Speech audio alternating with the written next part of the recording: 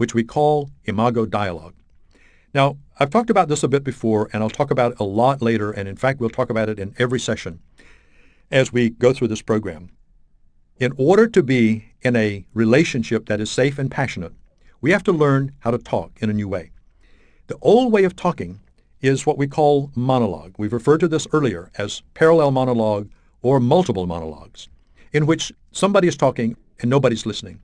The engagement going on is not an engagement that has real impact on helping to heal and grow. We have to learn this process. I want to repeat myself. It is not important, not nearly as important, that you remember anything that I say about the theory and about the process, as it is that you understand and practice imago dialogue. Imago dialogue will change your consciousness. It'll help you discover the otherness of your partner. It will help you to experience deeper levels of yourself. Imago dialogue will create safety in a relationship. It is the precondition for the experience of stable passion. So there's no negotiability about learning this process. And in fact, it's so important that we're going to spend a full session talking about this in greater depth, demonstrating it in a variety of ways, so that when you finish this program, you will be very, very literate in talking in a new way. And I want to reemphasize that it is a non-negotiable essential. Now, the third non-negotiable essential is to make a decision that you must always talk to your partner in such a way that you maintain connection. That's the positive way to say this. This is the way I prefer to say it. But when I say this generally to couples and to individuals, it doesn't make much of an impact. So I'd like to state it now in a negative way. The decision that you have to make is to end all negativity in all transactions with your partner. Now, when I say all negativity, I mean literally all negativity.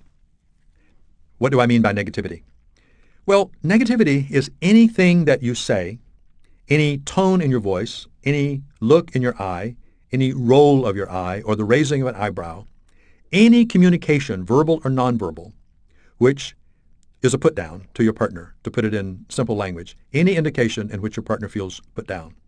Put down in the sense that what they said was wrong, what they said didn't please you, they did something else wrong, who they are is not okay, the decision they just made about which way to turn while they were driving was not the right decision.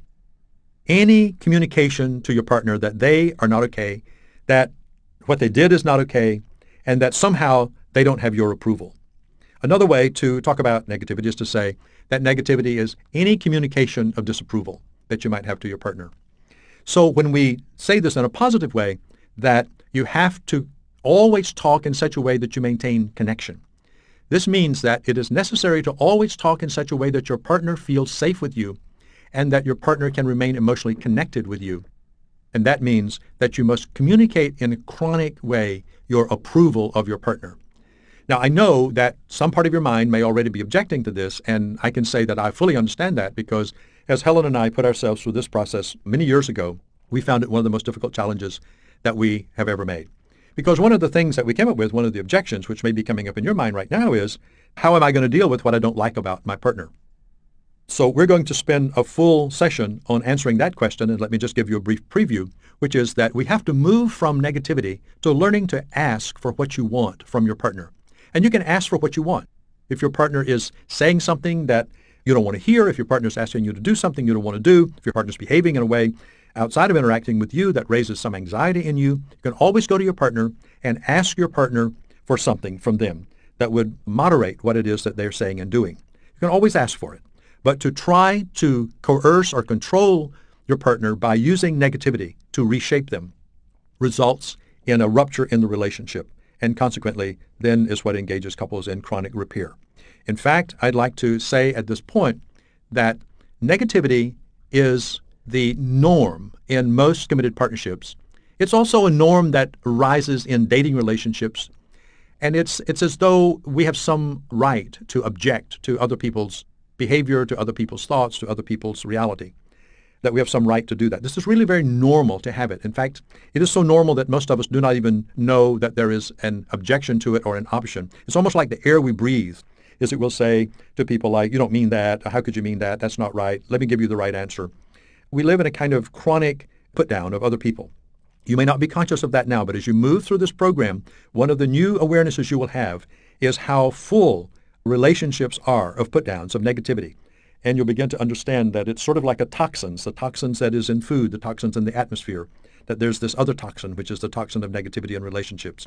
And that relationships, like the body and like the environment, all need to be detoxed. Now, the fourth non-negotiable essential to take this journey is to make a commitment to the process. And that means a willingness to go on